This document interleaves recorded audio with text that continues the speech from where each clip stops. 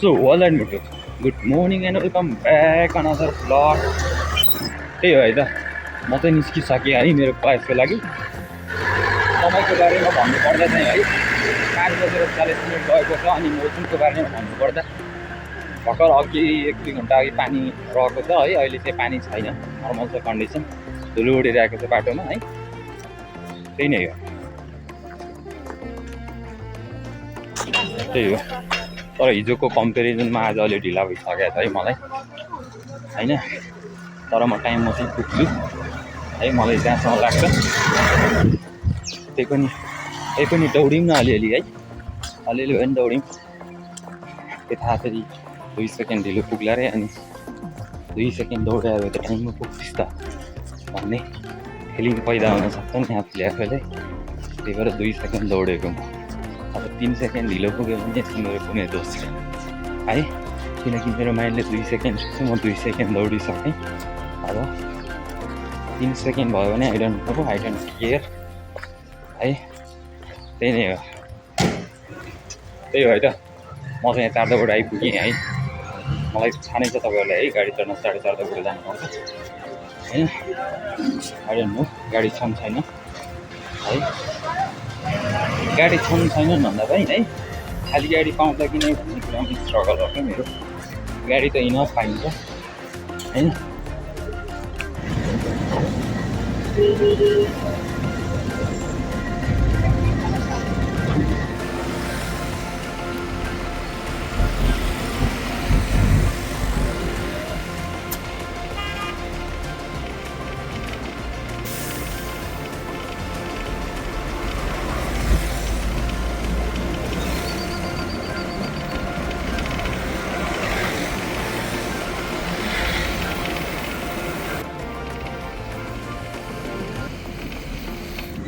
So मुटु है त, म त यहाँ भद्रकाली ओर्लिसकेँ है। त्यही है त, अनि आज पनि लगभग 20 मिनट अगाडिसम्म अहिले यहाँ छौँ है। 10 मिनट अगाडिसम्म क्लासमा पुगिहाल्छु होइन। कति हिजो 3 भएको थियो है। आज 4 दिनको लगातार मतलब टाइममा पुग्नु लाग्यो। क्लास टाइमभन्दा अगाडि म क्लासमा पुग्नु लाग्यो है। भनेको कि सकिएन त अब क्लासको अन्तिममा जाने, लास्टमा बस्ने भ्याकेन्सी जस्तो मान्छे यो क्लास सुरु हुनुभन्दा अगाडि नै क्लास पुग्ने। म कुन लाइनमा चलेछु, सकिने लाइन बिग्रिने लाइन हो आई डोन्ट नो। यसको कुनै एक्ज्याक्ट रिजन त नहोला होइन, तर पनि म त टाइममा पुगिरहेको छु नि त। 4 दिन हो कि 4 दिन लगातार। I'm so happy. I'm so proud of myself. लगातार 4 दिन टाइममा पुग्यो। वाउ यार।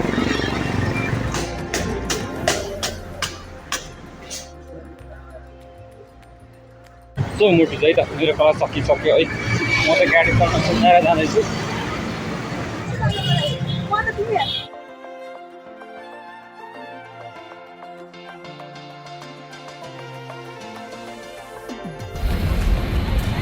यो चाहिँ जमल जाने बाटो हो।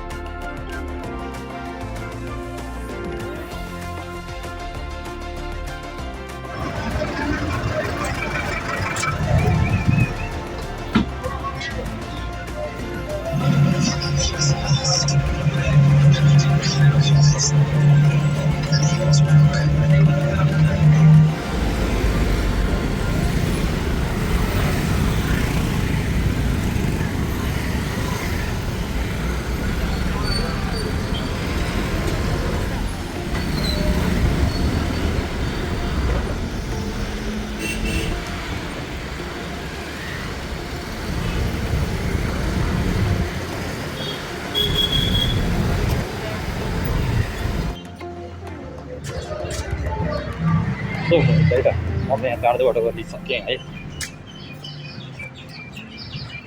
सूर्य बिनाको गर्मी छ है।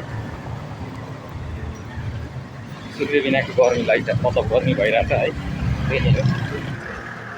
ओके यस्तो छ ठुलो उठ्नेको र यति धुलो उठेर आएको छ